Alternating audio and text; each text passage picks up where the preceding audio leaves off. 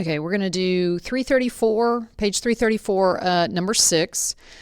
And we're just going to keep working some examples so that you guys kind of get the hang of how you can solve these equations. So Lottie needs a driver. Driver A is offering his services for an initial $200 in addition to $80 per hour. Driver B is offering his services for an initial $230 and then $70 per hour. Okay, so first, driver A, I'll just say that equation is f of x. You've got your flat rate of $200 plus the $80 per hour. Driver B is, I'll just say that's g of x. Flat fee of $230 plus $70 per hour. Okay? So you can solve this in a variety of ways, but it's actually asking you to use a table.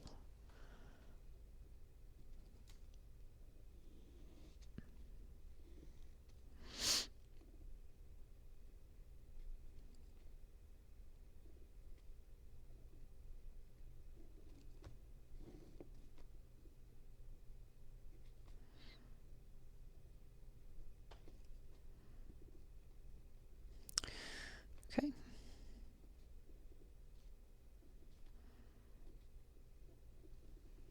Hopefully that's enough. We'll find out. All right. At 0 hours, this guy's going to charge $200. For 1 hour, this will be $280. 2 hours will be $360. 3 hours will be, what, $440? For 4 hours, that'll be $520.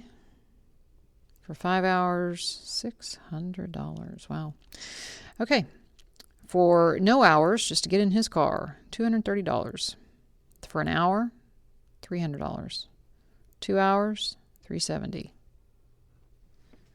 3 hours, $440. 5 hours, be $510. 5 hours, 6 hours. No, let's see, where am I? 3 hours is $440. 4 hours is $510. 5 hours is $580. Okay, so according to my table that I just did,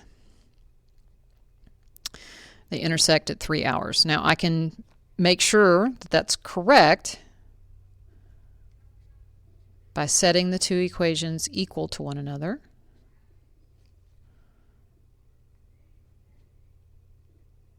And solving.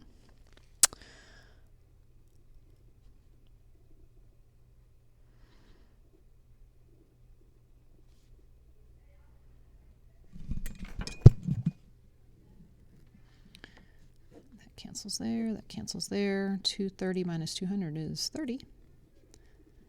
80 minus 70 is 10. So 10x equals 30. X equals 3. So either way, I get 3. Let's go to the calculator. Oh, clear all that out. Clear that. Clear that. Let's put in our equations. 200 plus 80x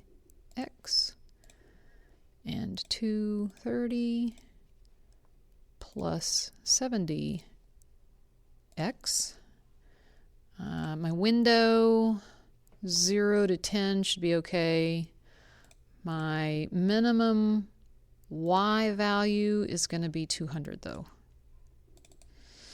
And I'll go up to 600, I guess.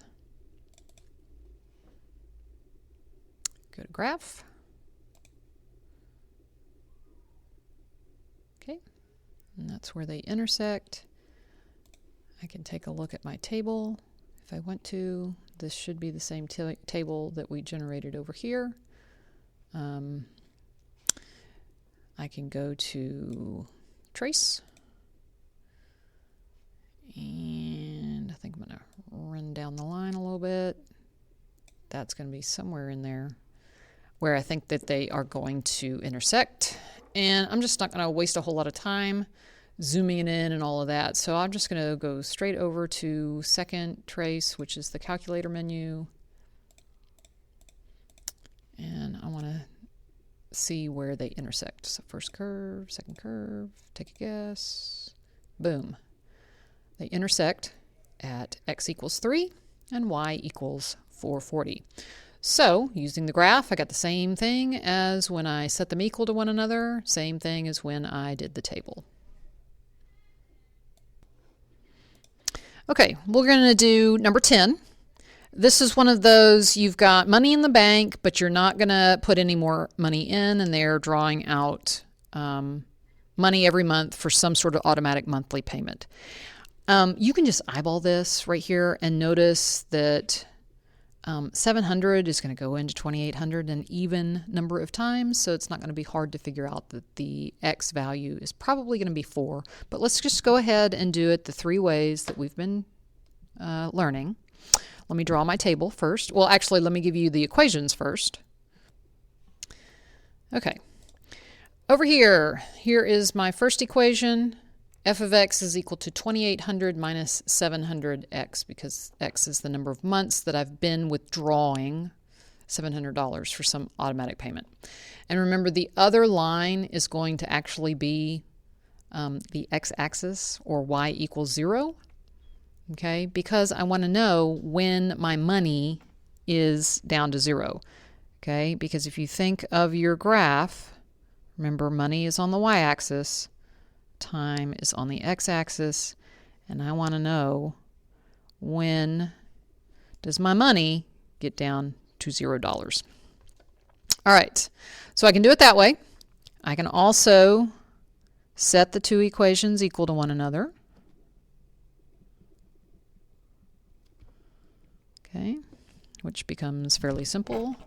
That's 2800 equals 700x. Divide by 700. And x is 4. Okay. But remember, we can also go do this on the calculator. So go to your y equals, clear that. 2800 minus 700x. And then your other one is just y equals 0. You probably need to change your window settings. 0 to 10 on the x is probably fine. Your y minimum, again, I'm going to go maybe down to negative 200.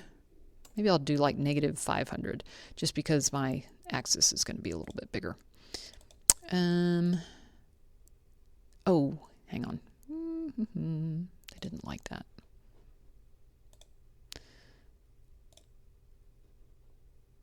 Zero to 10 minimum.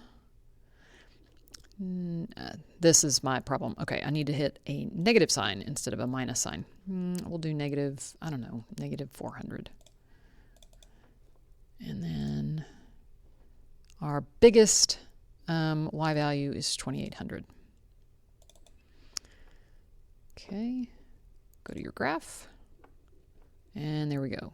There is when we hit. X is 1, 2, 3, 4. That's not hard to tell.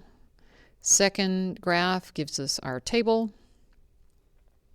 Okay, after a certain number of months. Go back to graph. If we want to trace, we can run down. Where's my little...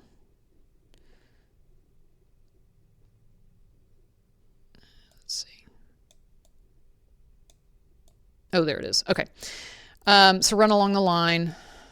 But you don't really even have to do that. You can do second trace to go to the calculator, or excuse me, to go to the calculate, hit 5, figure out where your intersection is, take a guess, bing, and it's at 4 when you have $0 left. Okay, so that's 6 and 10 on page 334 and 335.